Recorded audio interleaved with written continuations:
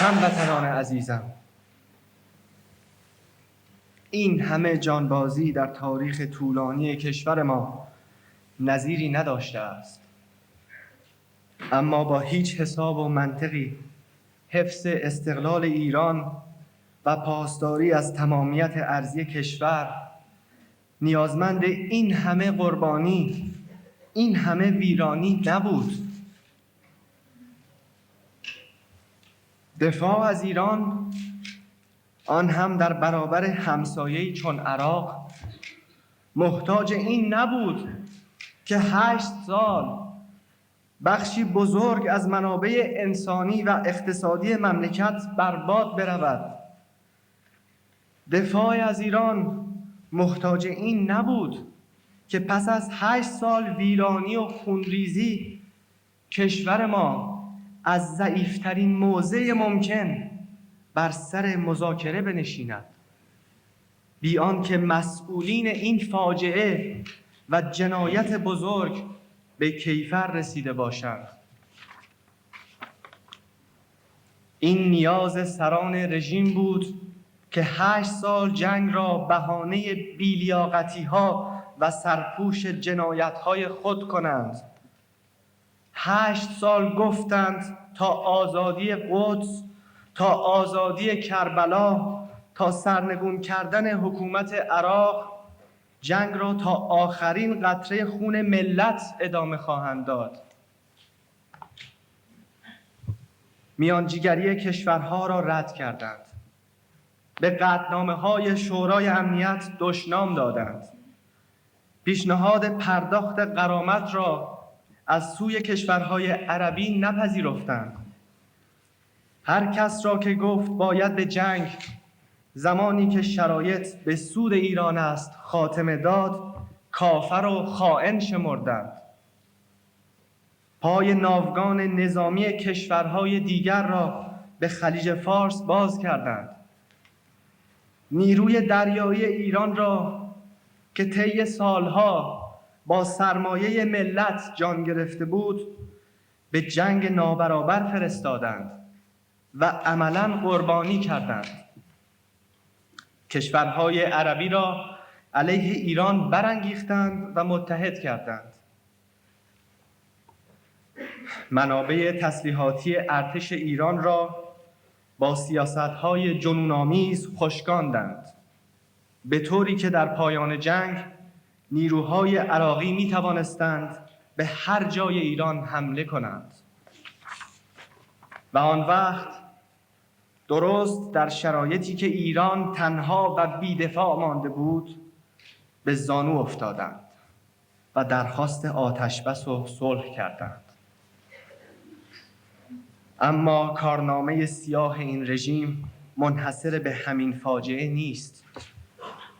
مصیبت‌هایی که در این 10 ساله بر سر ملت و مملکت آمده، با جنگ شروع نشده و با پایان جنگ هم به پایان نرسیده است. در این 10 سال مردم ایران نه تنها در هیچ سطحی از زندگی سیاسی، اقتصادی، فرهنگی و اجتماعی خود گامی به پیش بر نداشته‌اند، بلکه سالها و فرسنگها به عقب رانده شده‌اند. در 10 سال ملت‌ها ره 100 ساله می‌روند.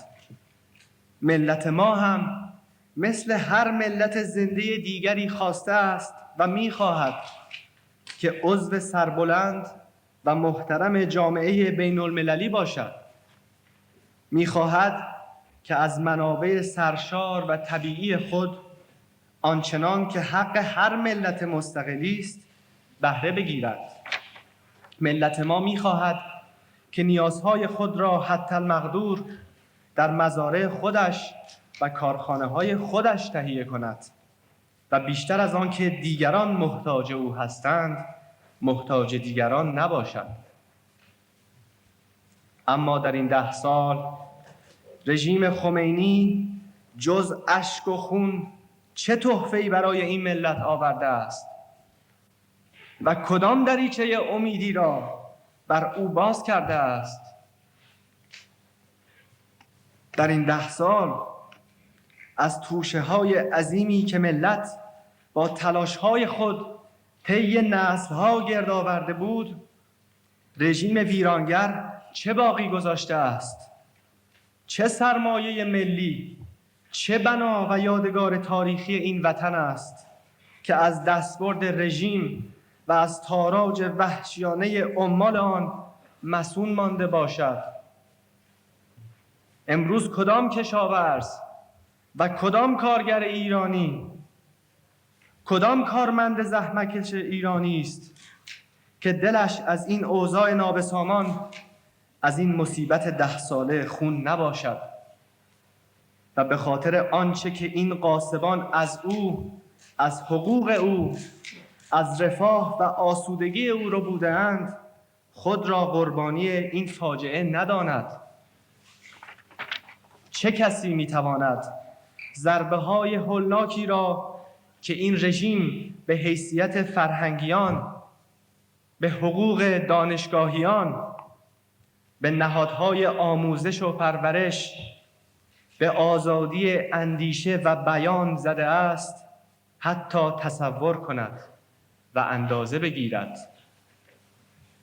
چرا باید در پایان قرن 20 زنان ایران به شهروندان بی حقوق و منزلت مبدل گردند و از همه آزادی‌های انسانی و مسلم خود بی نصیب شوند؟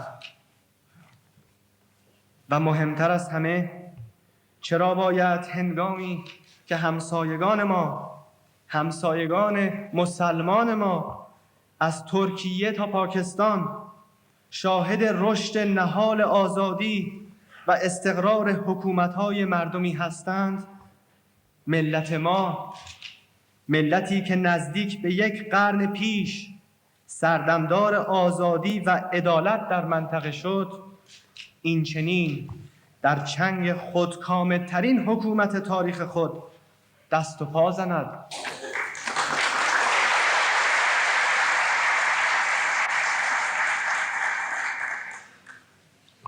میراثی را که تاریخ بر دوشم نهاده بود پذیرفتم و تعهدی همیشگی و برگشت ناپذیر را به آزادی ملت و سربلندی میهنم با جان و دل قبول کردم.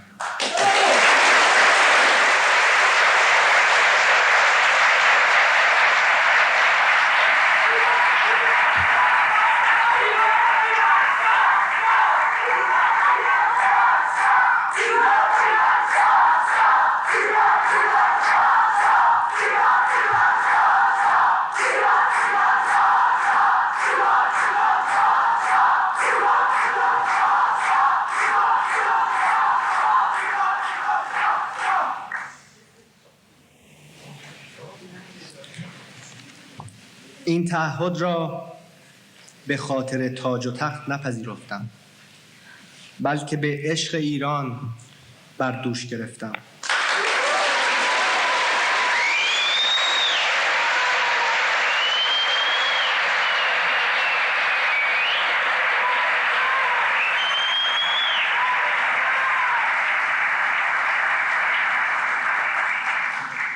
به این امید که برای نجات وطن از این فاجعه بزرگ خدمتی کنم.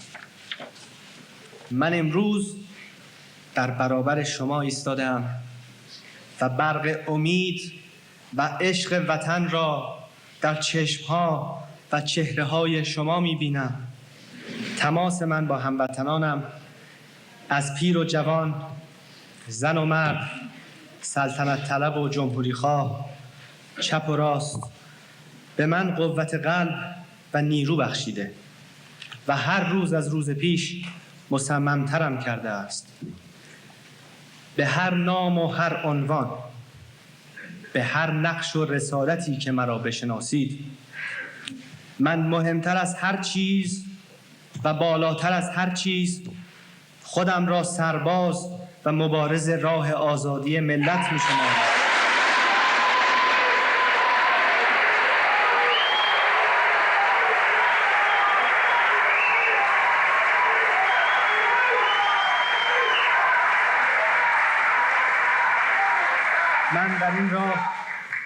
من در این راه مقدس گام گذاشتم و تا روز پیروزی ملت آن را ادامه خواهم داد و هیچ نیرو و عاملی در جهان نیست که بتواند مرا از تلاش برای رسیدن به این هدف مقدس منصرف کند.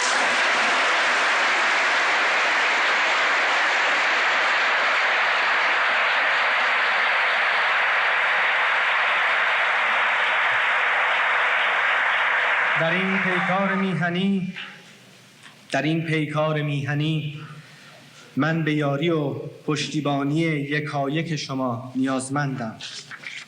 به یاری شمایی که از وطن دورید و شمایی که در ایران به هر وسیله‌ای که برایتان میسر است علیه استبداد و توحش رژیم خمینی می جنگید.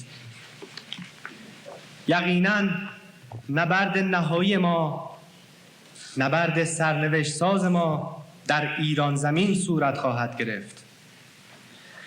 در آن مرحله نهایی زنان و مردان ایران گروه گروه برخواهند خاست و رژیم غاصب را به زانو در خواهند آورد. از همین روز که مهمترین وظیفه من و شما پشتیبانی و تقویت پیگیر نیروهای ملی و مبارزه در ایران است. امروز در آغاز مرحله نوین پیکار روی سخنم به ویژه با ایرانیان دور از وطن است. ما باید فریاد رسای خود را به گوش همه جهان برسانیم. باید دروغ بزرگ عمال رژیم غاصب که دعوی نمایندگی ایران را می کنند فاش کنیم و خود رساننده خستگی ناپذیر پیام ملت به دنیا باشیم. باید به آنهایی که قصد مصالحه با رژیم استبدادی کرده اند بگوییم که ملت هرگز به چنین مصالحه‌ای تن در نخواهد داد و از آزادی و حاکمیت خود چشم نخواهد پوشید. و به همه آنهایی که به راستی مدافع حقوق بشرند بگوییم که به ما بپیوندند و ما را در مبارزه‌ای که علیه غاصبان حقوق مردم ایران در پیش داریم یاری دهند. هر یک از ما در هر کجا که هستیم باید تماس خود را با هموطنانمان در ایران هرچه گسترده تر کنیم و به آنها اطمینان دهیم که در این مبارزه تاریخی علیه استبداد و ویرانگری با آنها و پشتیبان آنها هستیم. مطمئنم که من و شما با هم به یاری یکدیگر به پیش خواهیم رفت و پیروز خواهیم شد.